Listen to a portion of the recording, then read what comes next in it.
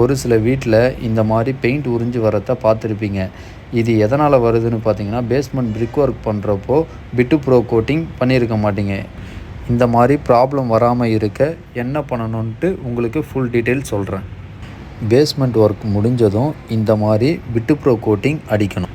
வால் உள்ளே வெளியே 2 சைட்லையுமே ஃபுல்லாக அடிக்கணும். அப்புறம் 1 டே ஃபுல்லாக செட் ஆகிற வரைக்கும் காய விட்டுடணும். அடுத்த நாள் செகண்ட் கோட்டிங் அடிக்கணும். இந்த கோட்டிங் அடிக்கிறப்போ வாட்டர் மிக்ஸ் பண்ணாமல் அடித்தா இன்னும் நல்லா இருக்கும். பிட்டு ப்ரோ கோட்டிங் ஃபுட்டிங் போட்டு முடித்ததும் காலமில் இருந்து அடிக்கிறது இன்னும் நல்லது. பிட்டு ப்ரோ அடிக்கிறதுனால பிரிக் வாட்டரை அப்சர்வ் பண்ணாது. ஸோ இந்த மாதிரி வாலில் பெயிண்ட் உறிஞ்சி வர ப்ராப்ளம்ஸ் எதுவுமே உங்களுக்கு வராது. இந்த பிட்டு ப்ரோ நிறைய பிராண்டில் இருக்குது. நம்ம சைட்லலாம் யூஸ் பண்ணுற பிராண்ட் அல்ட்ராடெக் மட்டும்தான் நம்ம எல்லா சைட்லேயும் யூஸ் பண்ணுறோம். இந்த மாதிரி பில்டிங்க்கு தேவையான யூஸ்ஃபுல்லான வீடியோஸ் நம்ம யூடியூப் சேனலில் இருக்குது.